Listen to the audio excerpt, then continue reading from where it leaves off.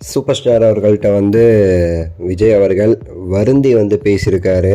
இந்த காக்காக்களுக்கு விவகாரம் குறித்து இது பற்றிய தகவல் இப்போ கிடைச்சிருக்கு. அதுதான் இந்த வீடியோவில் நம்ம பேச போகிறோம். ஸோ கடைசி வரை பாருங்கள், லைக் பண்ணுங்கள், ஷேர் பண்ணுங்கள், சப்ஸ்கிரைப் பண்ணி சப்போர்ட் பண்ணுங்கள். சூப்பர் ஸ்டார் அவர்கள் ரீசெண்டாக அந்த லால் சலாம் படத்துடைய ஆடியோ லான்ச்சில் பேசும்போது விஜய் அவர்கள் பற்றி இந்த காக்காக்களுக்கு விஷயத்தை முடிச்சு விடணும் அப்படிங்கிறதுக்காண்டி ஒரு இது பேசியிருப்பார். அதை பற்றி நம்ம சேனல்லையுமே நம்ம போட்டு இருந்தோம், நீங்களும் பார்த்துருப்பீங்க, கேட்டிருப்பீங்க. தெளிவாக சொன்னார் அவர். காக்காக்களுக்கு நான் விஜயெல்லாம் காக்கான்னு சொல்லலைங்க, இப்போல்லாம் பரப்பிட்டுருக்கீங்க, தயவு செஞ்சு நிப்பாட்டுங்க. விஜய் அவருக்குன்னு ஒரு தனி இது இருக்குது, எனக்குன்னு ஒரு தனி இது இருக்குது. எனக்கு அவர் போட்டி கிடையாது, அவருக்கு நான் போட்டி கிடையாது. இந்த பிரச்சனை இதோடு விடுங்க, நான் அவரை சொல்லலை அப்படின்னு சொல்லிட்டு ரஜினிகாந்த் அவர்கள் ரொம்ப தெளிவாக நிதானமாக அழகாக பேசியிருப்பார்.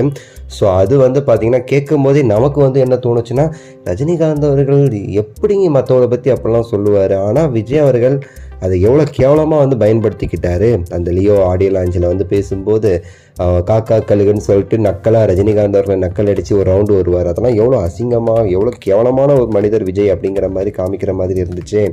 ஸோ இப்போ ரஜினிகாந்த் அவர்கள் தெளிவுபடுத்திட்டார். இதுக்கு விஜய் என்ன சொல்லுவார் அப்படின்னு சொல்லிட்டு நம்ம யோசிச்சுக்கிட்டு இருந்தோம். இதை இப்போ தெளிவுபடுத்துகிற மாதிரி சொல்லியிருக்காங்க. இப்போ விஜய் அவர்கள் ரீசெண்டாக ரஜினி சார்கிட்ட பிஆர்ஓ 2 பேருக்குமே ஒரே பிஆர்ஓ தான். ரஜினி சாருக்கும் விஜய் சாருக்கும் ரியாஸ் அவர்கள் தான். பிஆர்ஓ மூலமாக சூப்பர் ஸ்டார் கிட்ட நான் வருந்துகிறேன், நான் அந்த மாதிரிலாம் நான் பண்ணதுக்கு அப்படிங்கிற மாதிரி சொன்னதாக ஒரு செய்தி இப்போ போய்கிட்டு இருக்கு. காக்காக்களுக்கு நீங்கள் சொன்னதை நானும் அப்படி புரிஞ்சுக்கிட்டேன், அப்படி இப்படிலாம் நிறைய இடையில நடந்துச்சுல்ல. அதுக்கெல்லாம் விஜய் அவர்கள் ரொம்ப வருந்தி பேசியிருக்காரா ரஜினி சார்கிட்ட. அது மட்டும் இல்லாமல் அவருடைய அந்த பொலிட்டிக்கல் விஷயங்களையுமே பற்றி ரஜினிகாந்த் அவர்கள்ட்ட டிஸ்கஸ் பண்ணதாகவும் ஒரு செய்தி போய்கிட்டு இருக்கு.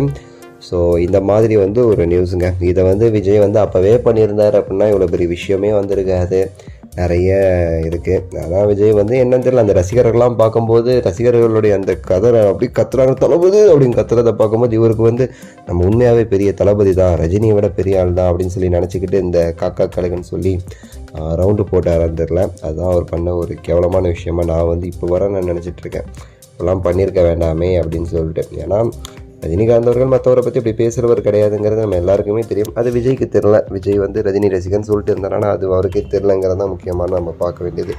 ஓகே, இப்போ விஜய் அவர்களும் இந்த மாதிரி வருந்தி மெசேஜ் அனுப்பிச்சதான் ஒரு செய்தி.